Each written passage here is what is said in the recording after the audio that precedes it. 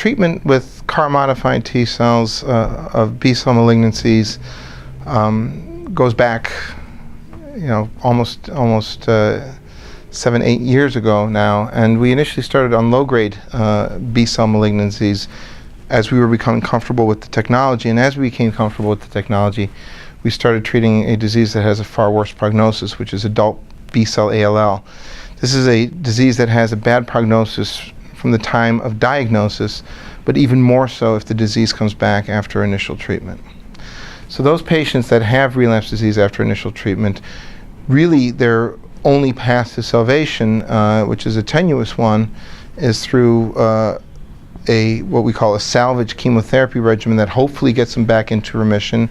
and then they undergo an allogeneic bone marrow transplant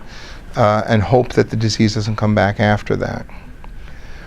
Unfortunately, many of the patients who relapse don't ever get back into remission, so even if a transplant was an option, it no longer is an option because the patients still have disease on board. And so this was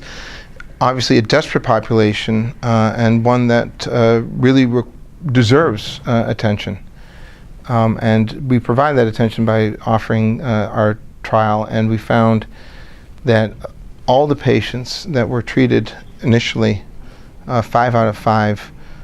tolerated the therapy well, but more significantly, all went into what we call a minimal residual disease negative complete remission, which is to say that even by very highly sensitive detection methods, we could no longer find the B-cell ALL tumor cells, and therefore these patients were ideally or optimally primed for subsequent bone marrow transplantation and had the greatest chance of being long-term survivors.